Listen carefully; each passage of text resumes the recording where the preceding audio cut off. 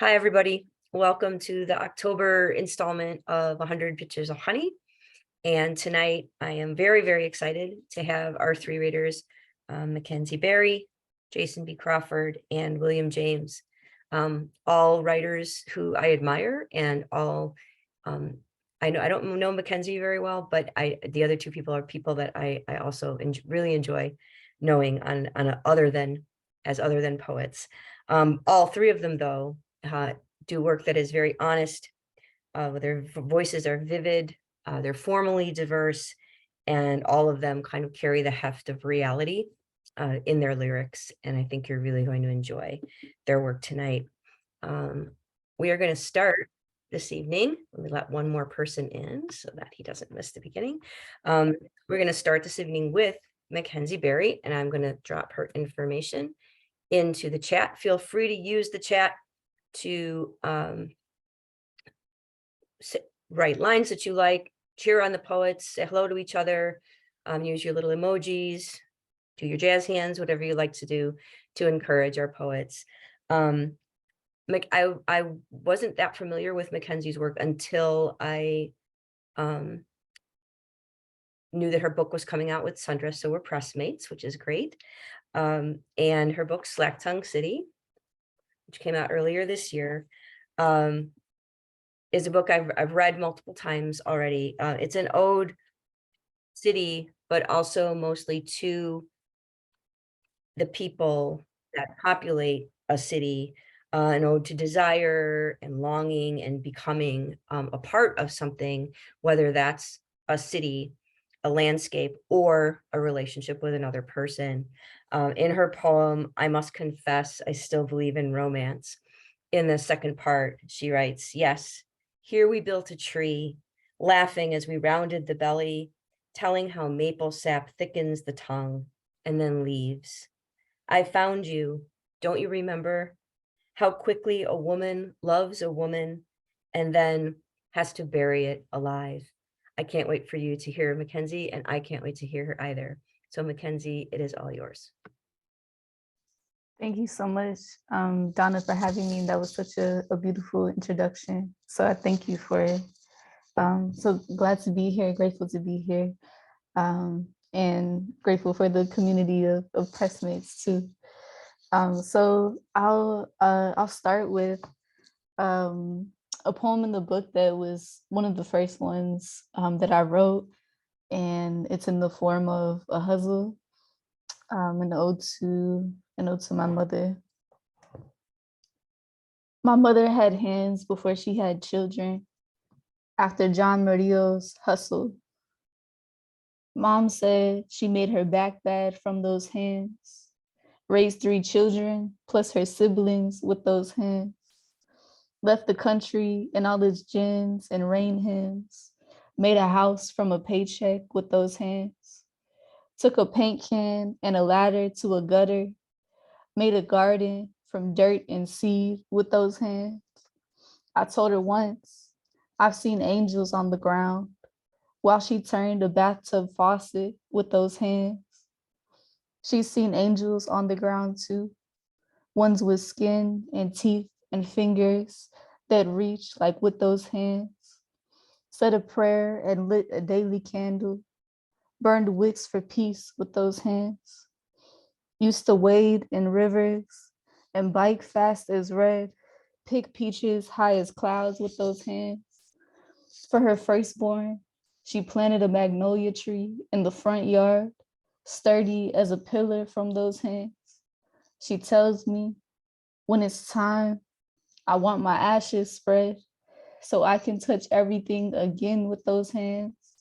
I tell her I'll do it twice. I'll run smooth as water and still I'll eat because of those hands.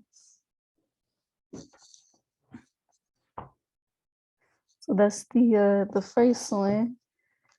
And the next one, I never seem to find my way around my own book. Let's see, the next one, a prose poem that that happened, a true story, and I feel like it is representative of the kind of national imagination of Kentucky, where I'm from. I'm from Louisville, Kentucky, and also the South more largely. On being from nobody, the boy who was almost a man comes up to me in the airport at 2 a.m. in his military camouflage and says he missed his flight to Germany, reeking alcohol and asking for a lighter. He sits next to me and asks me where I'm going. I take a risk, say home, Louisville, Kentucky. He slurs, fucking Kentucky. You're from fucking Kentucky. Nobody's from Kentucky. I say, I've never disliked someone so much within the first 20 seconds of meeting them. He says, let me buy you a drink. I say no. He says, do I have to make you? I say no. He says, I have to force you. I say no. I am not afraid of you, as in, I am willing to fight death. He says, why not? And there is no one else here. I eye the fluorescent exit, its sliding doors into the midnight. I hold my phone in front of my face like a shield, looking for a portal. He tells me I'm not like any girl he's ever met. I say, what do you mean? He says, intelligent. I say, that leads me to conclude that you have never met a girl before. And I pray for all the girls and women he has ever met. I reach for silence until the 3 a.m. airport staff arrive and leave him to find his flight to the country where you can buy a loose cigarette on every corner. So he told me, demanding wait as I escape back. Somewhere there was a military boy who was almost a man, telling his military almost men friends about the intelligent girl from Kentucky while they laugh, throw a cigarette into the dust, and ask for the next joke.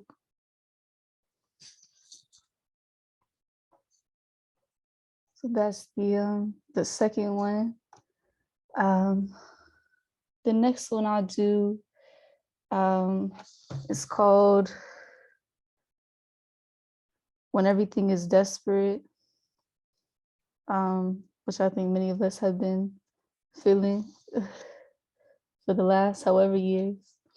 And yeah, just one that I turn to rest on sometimes. When everything is desperate, I find the women who till their hearts so much that death is just a phase. I answer then to them with well-watered eyes and something to show for their shoulders, who say, my name is whoever speaks first and doesn't shrink. These record women with their chests open have smiled past the corners for too many years to put in albums. Their tails low and lighter fluid, childhood spent sprinting for the hills. When they slow dance, I see the wolf pick and they tell me it's all burning anyway. If the apocalypse comes first, I'll have their faces in mind until the last lightning, when God herself will blink. When summer comes, I'll ask my grief, have all 4 seasons spent you yet? That's a question I'm still waiting for the answer to, but it kind of reverberates. And I found that, yeah, writing the poem, that was a couplet that I had that I was trying to place, and eventually found a place for it as an ending. But yeah, so the next one I'll read. I was told toward the end of my my college years that that they hope that I enjoyed myself because those would be the best years of my life. And I absolutely refused that. So of course I wrote a poem about it. I refuse to believe these are the best years of my life. I would like to think I will be the old woman with the wheelbarrow full of lavender, and no small talk left in me. I would like to think I will have a front porch or at least a stoop to display myself public and sitting by my own. Maybe no smoke or brown liquor, but enough left to pour to keep them coming by. I would like to think that when I smile without my teeth, there will be no bones left to split in two, and I will spend my last days pointing, saying, look, back across that bend, I took the world across my knee. Look, my daughter, at all the crow's feet that have gathered right very here to sing her name. For the ones who told me to drink my 20s straight because they would be the ripest season of them all. I hear you can't even break the pit until you're 40 and have no reason left to soft your fangs. Yes, I swallow sinew too, and all the children know me well. Here, my love, come sit with me while I map the lightning bugs a path to my open grave.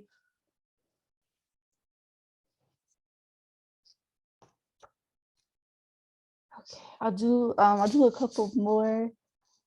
This next poem is the end of the first section of the book, which deals more overtly with being from Louisville specifically, in Kentucky in the South. And then the second one more so traces, childhood and family matters. And then the third section deals with grief and lost love, if you will. So this is Magnolia. There's no way out of the South but driving. Miles of sun, good faith in an ending. We all know what last struck the other. The car window still busted to count who's missing. Miles of bottles, a good temper as intimacy. When the Kentucky man said he might shoot me for turning around in his driveway, he didn't raise his voice, as by routine. The last person to lose their way must have unmasked him. Asked what have you to say of yourself, of your family tree, miles of poplar trees. There is a highway no one uses, towns made for strangers to be lost. You do scarce to find a mechanic shop with all its parts, or any road without a dead stop. If you're done enough, you'd walk, and somewhere distant, the Dixon, the heat would bring you to your knees. Miles of salt, good eating, to die quick and well. The last on your fingers, what you stay for. So I think I'll do one last one. Let's see, what will be the final?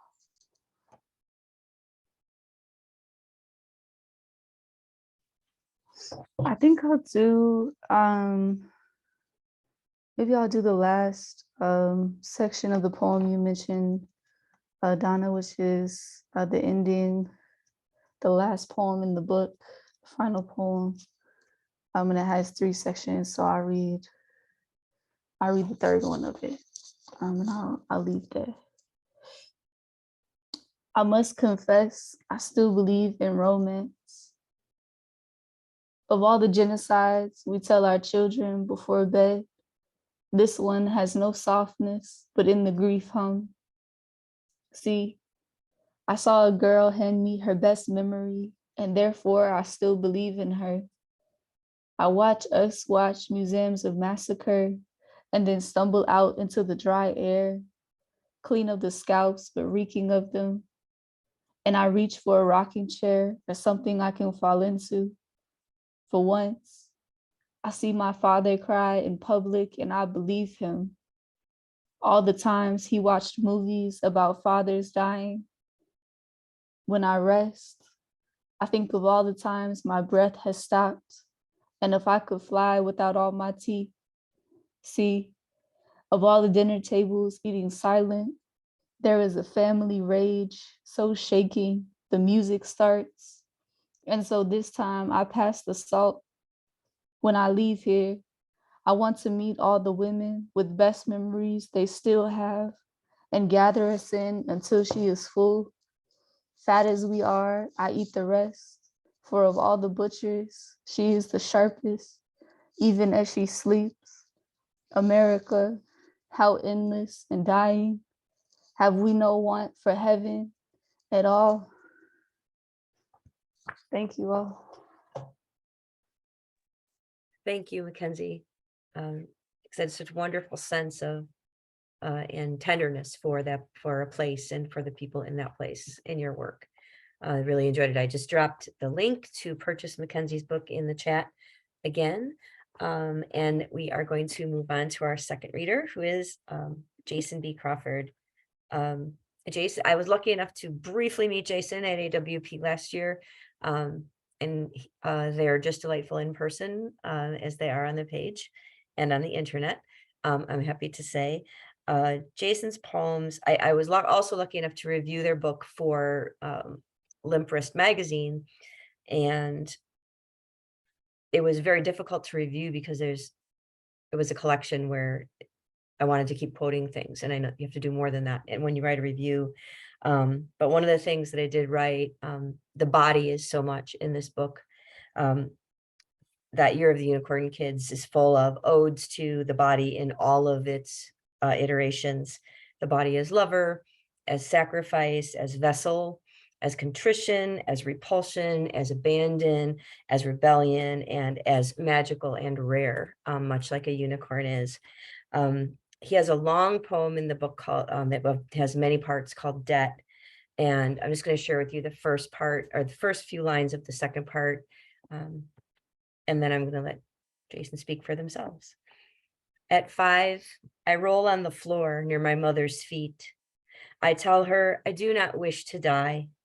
She says to me, too bad, we all will.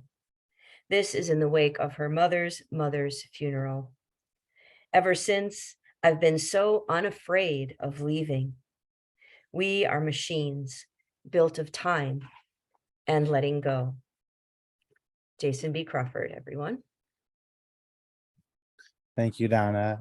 Thank you for having me. Thank you for this wonderful series. I'm so honored and blessed to be sharing the stage with William and Mackenzie.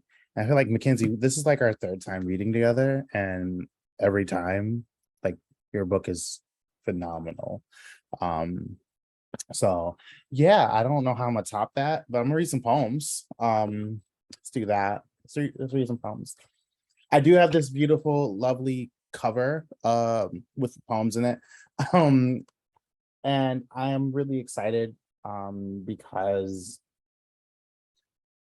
when I wrote this book, I wanted to do something that was a little different. I wanted to different from what I normally do, and I feel like I accomplished that, which makes me happy. So the plan is to read some poems out of here, and actually I want to read some things I've been writing in my MFA, if that's okay with y'all. Just a couple of new poems, why not? But let's start here. Boys Town. I go to Boys Town, lay naked in the middle of the street and wait for a car to hit me.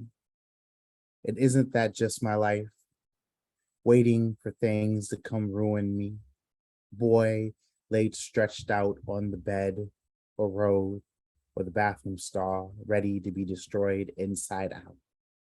I will marvel at this wreckage, the body pried from the mouth of a car, split in 2 clean halves down the middle, open, bloodied, and grinning.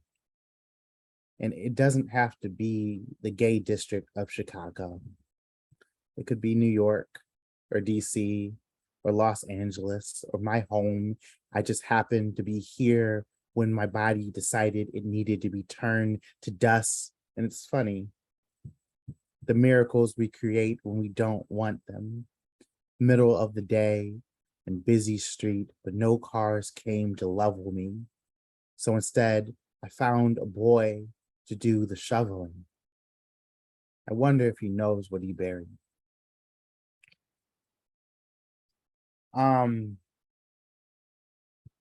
So this book is a multi-layered book. There's a lot going on in it. It is the typical quote unquote coming of age first collection, but it also is dealing with safety of queer bodies and the idea of even in desire, we are unable to have a safe space. So thinking about cruising and like desire and sex for queerness, but how in all of that I can't express any of that without being in danger. So a lot of these poems deal with that hinge of both sex and danger. And one of the first poems I wrote for this collection, one of the first poems we published for this collection as well, is this one, and it kind of started the exploration into cruising. Notes on cruising the rest stop off exit 187 at 11:45 p.m. This may or may not be fiction. The ritual is simple. Sit in the second stall, wait for the foot to spin the bottle towards you. 3 toe taps to testify the open jury joints of the knees ready for verdict. The act is easy. The shaft will slip its way into another. This is where you hear a father's desire spill from a closet. What a mess we've made with our throats. Trying to paint straight lines. Waiting for the watchful hands to slide under the stall. To say, come here, my child. I will hold you like I'm not able to, my lover. Let the symphony of sinks curtain close themselves into a dry, wanting sky. Beware of the attendants or the officers or the predators shaped like easy prey. If you're lucky, you'll end up alone, full of another man's semen. If you're lucky, you'll find a toe spun towards you, a man that's not your father, but will abuse you just the same.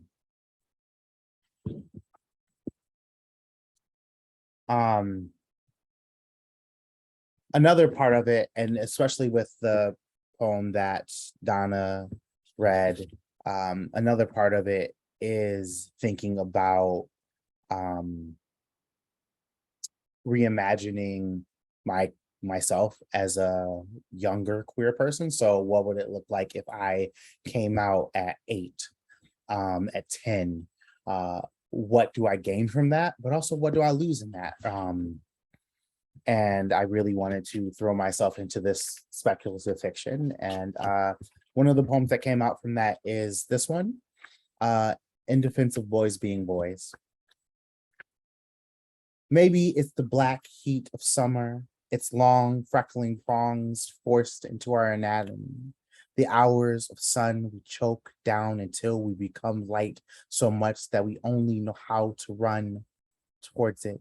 Each scoopful of cosmic ray doused in glitter, flickering in our windpipes. Maybe it is the boys we wish we were, the muscle, the masculine, the unsick blood.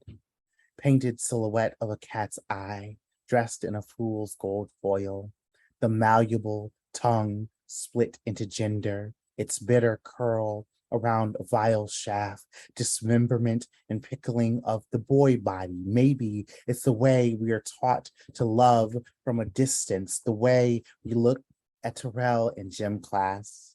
His fresh pair of white shorts, Stefan running around the track, naked upper frame, glistening in salt, Tyrone in his senior bound shoulders, bouldering in a thick brown skin. When we are told to two-hand touch Johnny in flag football, and we try not to let our hands slip below his belt, but we envision it all later that night.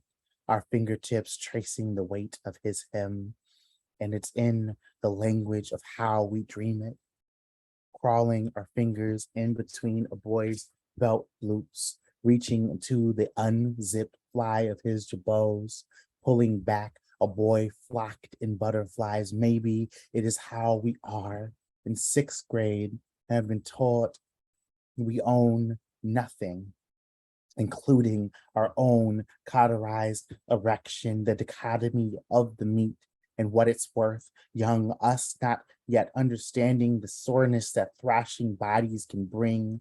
There's violence in every action. Love is not the exception.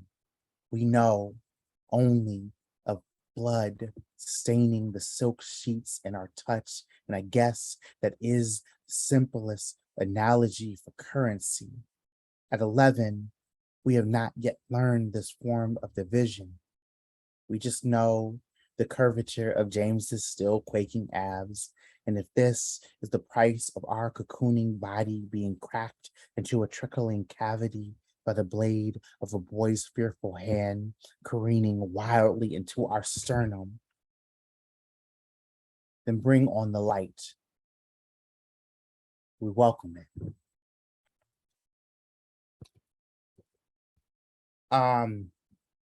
Yeah.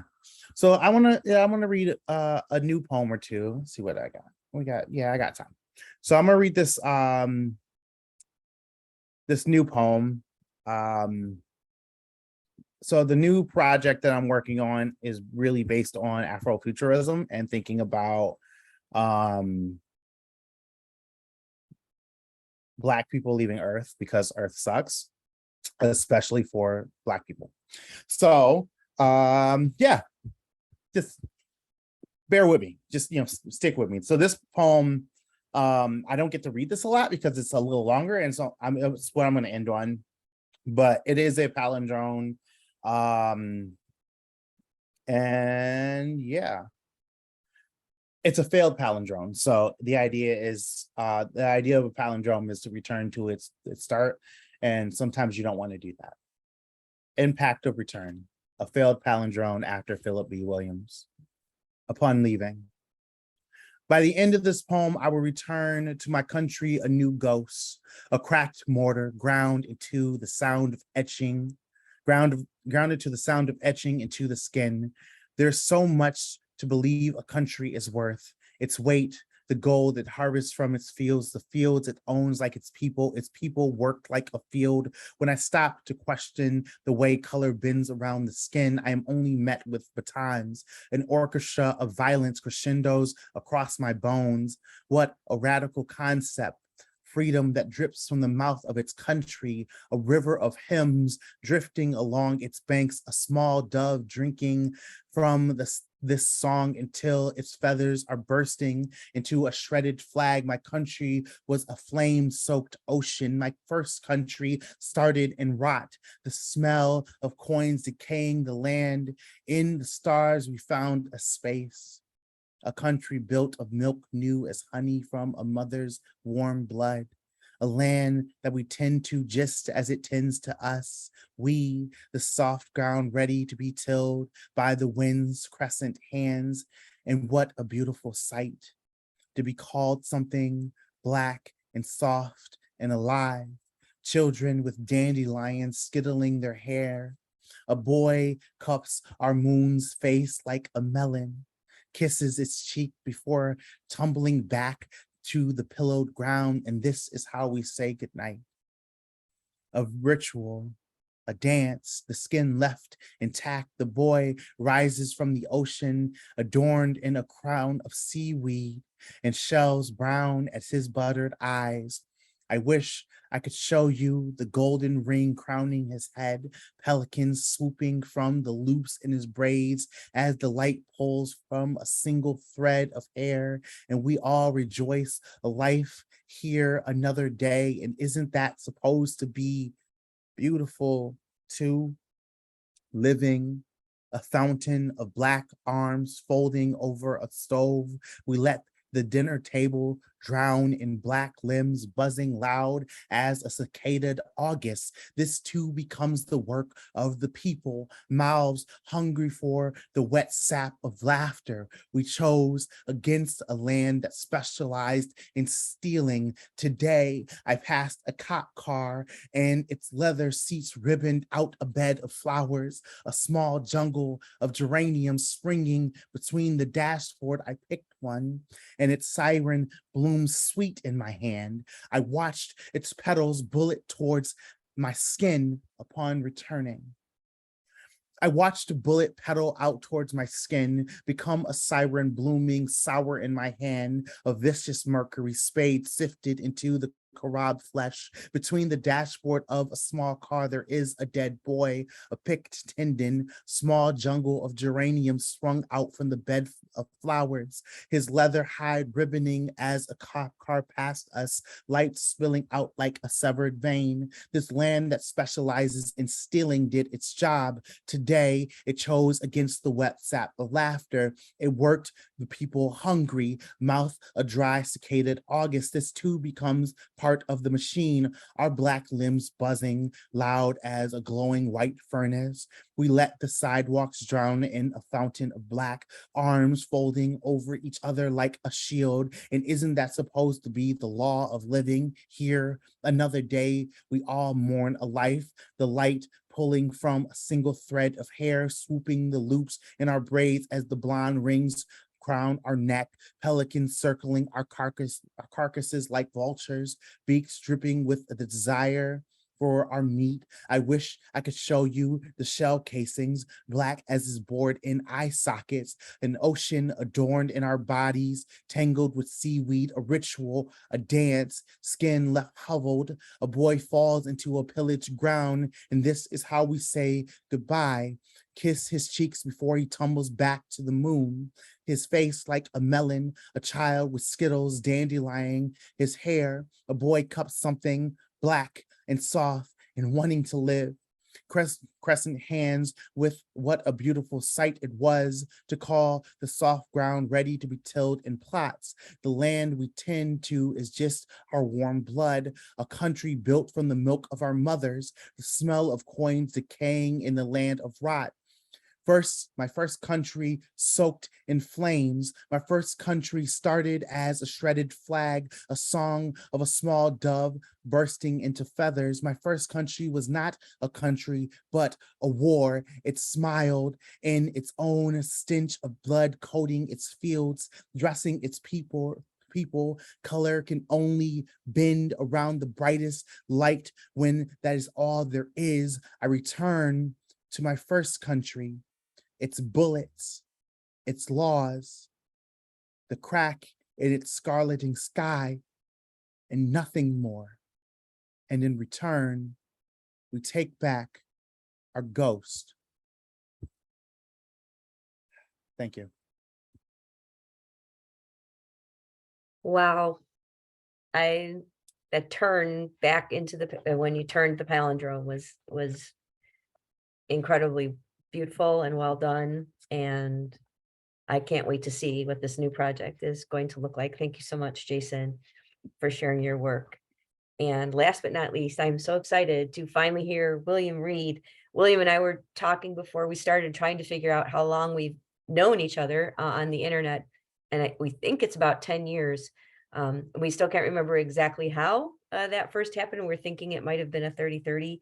But I've been a fan since we've met, and I'm so happy that he's reading here this evening. William's work is full of energy and honesty and tenderness. And I can't wait for you all to hear his work. And I think that you see all of that in his work. He has a poem in his book, Rebel Hearts and Restless Ghosts, which I will post the information about momentarily because I got so caught up, I forgot to do that, called Letter to Myself Following a Second Failed Suicide Attempt. And it's one of my favorite lines in the book. I have it written out in multiple places. You are not bottle rocket, but pipe bomb. Not train derailment, but slow burning fuse. You are not knife wound, not sword swallower, not fallout. You are sky. And I'm so excited to hear William read his poems. It's all yours. Oh, thank you so much, Donna. I am really excited to be a part of this. Jason and Mackenzie, you were both fantastic, and I'm so happy that I got to experience your work for the first time. I look forward to reading more of it. I am going to just sort of blast through a bit of a concept set. Last year was the 25th anniversary of a flash flood that my family experienced when I was 14. And I spent several years, once I realized I was a poet, trying to tell that story. Last year, I finally managed to pull it together. I collected it in the chapbook that Donna is showing called If I Forget the Low Country. And I'm going to just read a short excerpt of those poems all in one single stretch. And then we'll see how much time I have left from there. Prologue, Pennsylvania, 1996. Here are the trailers planted 2x6 in the soil like a garden patch. Here's the green grass between the strip of yard we all share. Here is the water rushing, soothing us with a gentle hush. How it calls softly, invites us to roll up our cuffs, to kick off our shoes, to wade in the shallow end and feel the mud between our toes. Here is the warm smile of heaven, the sun shining down. Swimming hole, shared relief from the scorch of the sun. And here is the backyard barbecue with neighbors all gathered around a limping grill, plates full and overflowing, weighed down by ears of corn, chicken legs, great heaps of Rosie's famous slaw. Here is the season's first and last communal feast. Here is the calm before. All the kids in the neighborhood ignoring the bounty as we run bright and loud down the cracked asphalt drive, towards the bridge, adventure's launching pad summoning us to play. Here is the sky, still blue and stormless, still holding back the rains we don't yet know are coming for us all. Deer Creek rises, July 18th, 1996, 10:49 p.m. It begins with a hammering. A dull thwack of fist against pine board, cracking thunder, rain falling hard from the sky, pounding rooftops with the sound of twinkling fire, a low groan, a howling in the far tree line as young saplings strain to hold back the weight of water. The forest's distance, an entire neighborhood hushed in early dawn quiet, absent any sound save for the dripping from storm gutters hung like crowns around the trailer rooftops. Already swollen, overflowed, desperate to break. Trailer Court Crier, 7/1996, 5:42 a.m. Old man Ken from next door pounds his fist on the glass and he's full of fear. Out of breath, fire truck red in the face from the blood rush, he runs from one trailer to the next, tells us all there's a wave big as the sky come for to sweep us off our feet. Warns that the flood wants to feast on us, to sate its rage with our blood and our bones, that those of us who choose to stay in our homes may die. Old man Ken says we should run fast as we can to the high place, climb to the top of the tallest hill, where the mud can't find us, where the stink of death and ruin will fade, till all we can smell in the air is pine pitch or a cool wind. Old man Ken says, when you can't no more hear the sound of the crick's jaws as they maul the things you have loved, when you can't no more see the claws that snapped tree limbs make, stuck deep in the throat of what you call home, when the rain stops and you feel dry warmth on your skin for the first time since spring, you will then know that you have found the next safe place. Crest, July 19th, 1996, 6:08 a.m. It's dawn, and the water has risen to our chests, and we are all frantic in flight, desperate to leave before the waves hammer us into earth like unruly nails. Carrie is trying to run, but the creek is too high, so speed is difficult. Beneath 4 feet of water, the grass is impossibly slick, refusing traction, and she has a baby held above the waterline when the mud slips. Shears her foot sharply to the left, and she plunges into the murk, full submersion, no savior in sight. Autumn hovering against gravity for 2 terrifying seconds, then falling hard into the spray, and Carrie leaps up with a mother's greatest fear lodged in her throat. One single sound stretched into an eternity, and all we hear is the screaming, the blood shriek of maternal terror in our ears, and then Russ streaks like an arrow piercing air, plunges his arm into the murk, searches for a hold, and we keep our breaths captive, sealed tight in our lungs for an eternity, until his arm pulls back from the depths, and we see Autumn held by the collar, bathed in mud, shivering, red-faced and screaming, unharmed, still alive. Aftermath, Part 1. Now all the water's gone away, dried up by the sun scorch, and everything is caked in red mud. It smells of sulfur, grabs at the bottoms of our feet to pull us down into the muck with every step we take. We trudge forward, seeking out that which can be salvaged. Jim hands me a hammer, a 15-pound rubber sledge, says to tear down anything that ain't already broke. Points to the neighbor's trailer coughed up onto a pile of brush by the storm, lying on its side like a dead whale in sand. I embrace this permission to be feral. I let out a schoolboy holler, begin to scale the ladder leaning against its underbelly. In every room, I swing on sight at anything within reach. I tear cabinet doors from their hinges, smash particle board shelves to dust. I rain down my vengeance upon whatever my eyes behold until nothing is left but splinters. Throw the remains behind me and pile them in what used to be the street where we played kickball or raced our bikes towards the bottom of the tallest hill. When enough debris has been collected, we build a pyre, all the neighborhood gathering round the flames, and we all watch, stone-faced, silent, as the last traces of our homestead drift heavenward, swirling in a column of smoke. And this is the closing poem from this little mini series. It is called A Deluge and is the finale. And it is written from the perspective of the storm. And wasn't I everything you longed for? On those endless dry days, you watched your skin burn red beneath the sun. Didn't you pray to that cerulean void, face upturned, desperate for my touch? You cried out, fatigued, sweltered by the rising mercury, begged for relief, said the dust laid heavy on your tongue, mourned over the crops as they withered in your fields, and like a watchful guardian, I came to you, attended to your needs, poured out an abundance of blessing to cool your parched tongues.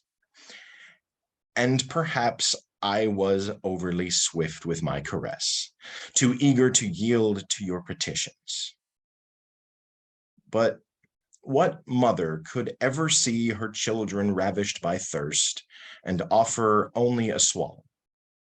What father, being asked for a feast, would withhold all but a single crumb? I think that I am going to read just a couple random poems and then be done. And because I'm a sap, I'm going to read a couple of love poems that I have written very recently. These poems are part of a series that I've been writing for I don't know how many years. I call them deconstructions. Essentially, I take the lyrics to some of my favorite punk and hardcore records, and then I turn them into refrigerator magnet poetry and write hopefully pretty things. This is the 143rd deconstruction I wrote, and my partner gleefully pointed out when I shared it with her that 143 is somehow meaningful if you know Mr. Rogers. Walking with you through a forest of melting snow and mirrors. My curious hands cupped around your face like a blanket, your eyes whispering 1,000 blurry stars to mine. The dance of light and silence around our mouths, the lanterns our hearts make, golden, infinite stillness pulling the breath out of our lungs. Your voice all whirring smoke and dark water, and me pouring silvery moonlight on your skin. Soft crow, come, take me into your storm. This is number 147. Titles are hard. If ever I am lost in the noise and the gloom of shame, I will find you. I know you by the taste of moonlight on your wrists and the echo of God scattered in endless dusk as you glance at me with love burning in your eyes like some visceral jewel. The stillness in me as I hold your hand. Your voice moves through me like a symphony in fog, all perfect melodies and broken chords. For you, I will reclaim a feeling of wonder from the very pit of silence. I'll dream without the constant wish for wings. I'm going to read one more and then I'll be done. Thanks again for inviting me to do this. Donna, thank you for everyone who joined in on this reading. This has been exciting. I love this series. I love it for what it is. I love that it exists. I love that it takes its name from a Jack Gilbert poem. Number 135. Your breath on my neck, your lips at my throat. I could grow hives full of honey and yellow flowers simply from your touch. A sonnet carved into the shackled fingers of heaven. I wrote skyscrapers for you, strange and perfect. Holograms of birds upright on piano strings. We fell into fixation, daydreaming of spider webs and repetition. You, an ink blot with worry in your eyes. And me, a circle of butterflies and panic, our bodies bravely trying to survive the wilderness. If we could be alive, awake, beautiful. If we could love under the rusted light dripping from the dark heart of the sea. Machine-made engine drone in place of God. Thanks.